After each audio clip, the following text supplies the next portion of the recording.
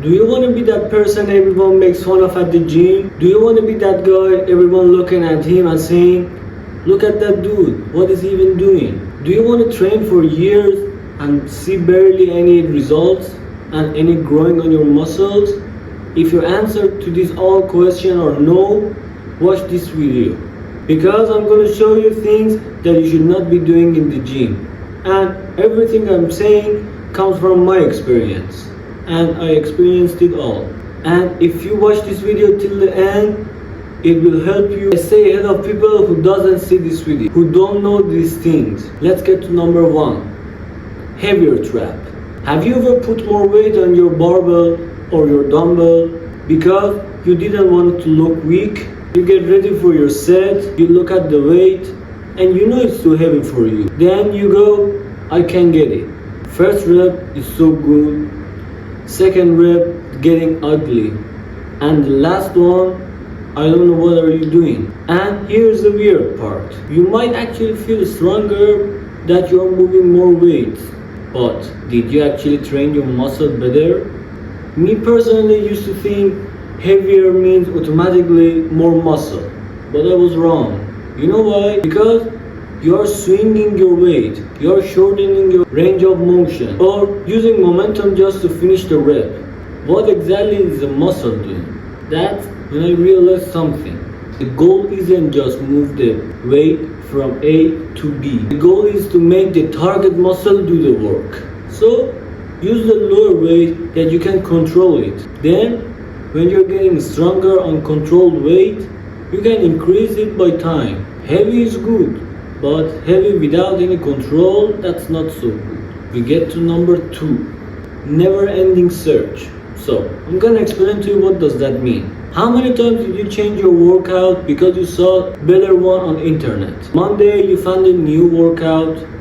Wednesday you found a video on YouTube and you want to do that program. Friday you discover a new exercise, and next Monday your workout are totally different. Sounds productive, right? But you're trying new things. You're learning new things. You're working hard. But there is only one problem. How do you know if you're getting any stronger?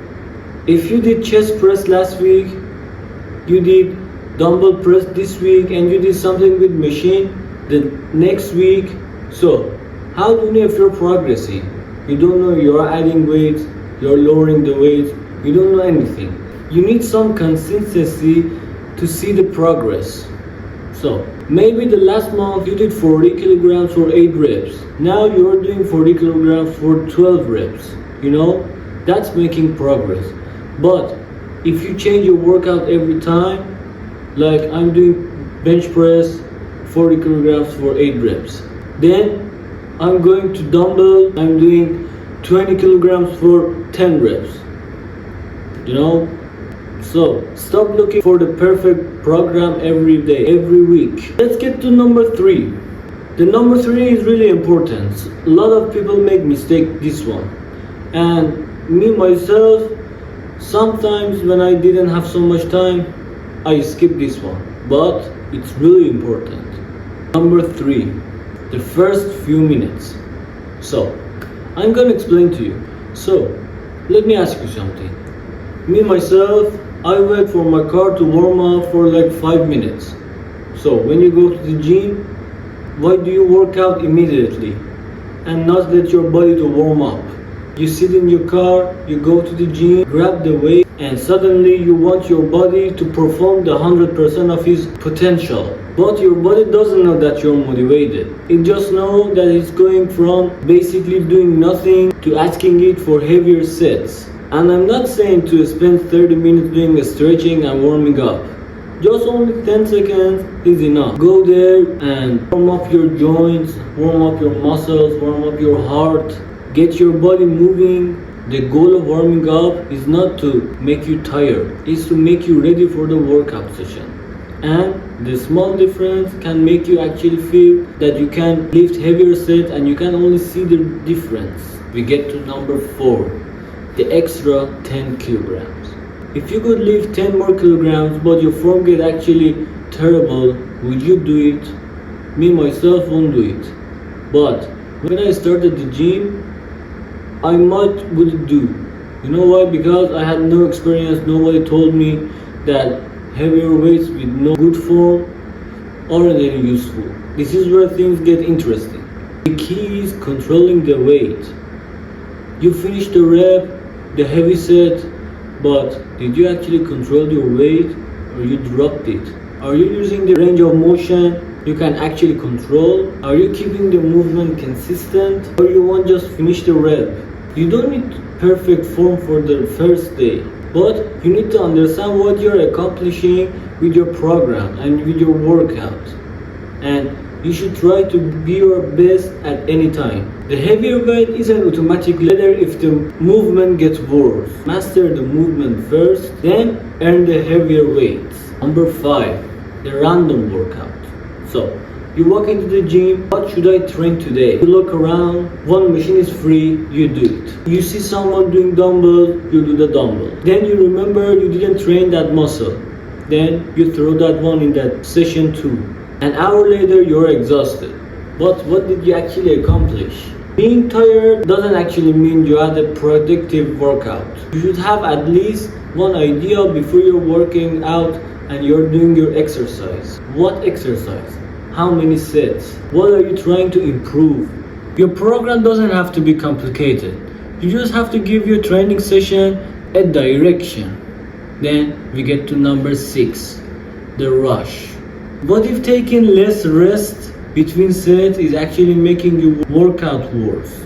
You finish the set, your breathing is like crazy, your heart rate is up, your muscles are tired, and 20 seconds later you're already doing another set. Why? Because you're thinking resting means you're lazy, but that's wrong. Here's the problem.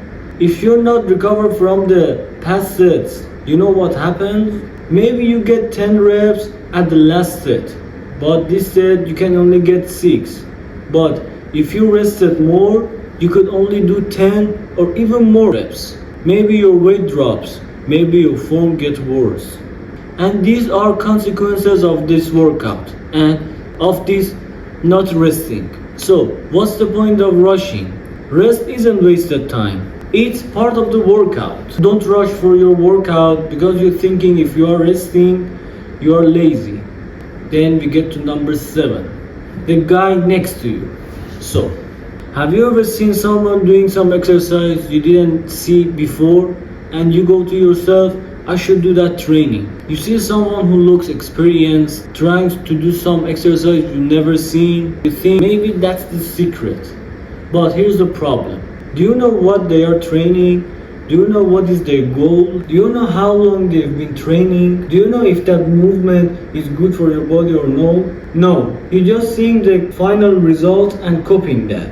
And the best exercise isn't the one who looks most impressive. The best exercise for you is the one that you can perform well, recover from, and progressively improve. Stop trying to training like someone else.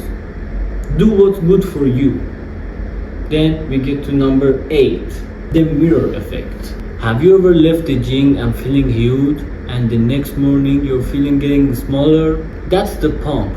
Your muscles are full, your shirts get tighter, you look in the mirror and say, this workout was amazing. Yeah, a good pump means a workout was crazy, but here's the question. Does a bigger pump necessarily mean being more muscle? No, the pump is response to training. It's not your progress report. Your real progress show up in time. More reps, more weight, better techniques, better recovery, consistency. So, you want to know how to stay consistent with the gym? I made the video that answer to this question. So, enjoy the pump, get the selfie in the mirror, and don't use the pump as your measurement of your body. Number 9, the 2-week test. How long do you think it should take to see the results in your body? 1 week, 2 weeks, a month? There is where it's completely the place where people lose patience. They train for 2 weeks, look in the mirror, and they see nothing. So they change the program, they change the diet, and do more cardio. And then they start another plan. What if the problem wasn't the plan? What if you simply didn't give? Your body doesn't transform when you have the perfect program. Progress is boring sometimes. One more rep, a little more weight, a little less body fat, better form, and then you do it over and over again. And stop for seeing results every 7 days. Look at where you are now and look at where you were at last month. You are starting the gym and you are going to the gym that you were at the home last month. That's the progress. And the last one, then we get to number 10. The wrong competition. Why do you feel like failing second you see someone bigger, stronger, or leaner than you? You walk into the gym and you see someone benching more weights than you, someone with bigger arms, someone who's been training for years, and suddenly your own progress doesn't feel impressive anymore. But there is something interesting. You didn't know when they started training. You don't know what is their goal. You don't know if they are taking any steroids or not. You don't know their lifestyle. You don't know their genetics. If you come this far, please subscribe to my channel.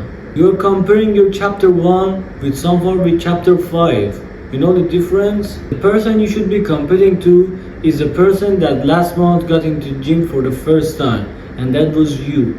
Did you get any stronger? Did you get any leaner? Did you lose any body fat? That's the comparison. Did you get any closer to your goals? Did you stay consistent? That's the comparison that only matters. So, how many of these you are actually doing? And don't say me 0, because I definitely did more than 4 or 5 of these things when I started my only gym. The good thing is, you didn't have to fix all 10 in just tomorrow. Pick one and fix it. Then move to the next one. And again and again. Then you see yourself progressing. Because getting better in the gym doesn't mean doing everything perfectly. Step by step, getting better step by step. And my goal is to show you, make your journey a lot easier by using my own experience. It's about making fewer mistakes over time and staying consistent long enough to see what you're capable of. Which one of these are you stepping first? So, thank you for watching my video and please subscribe to my channel.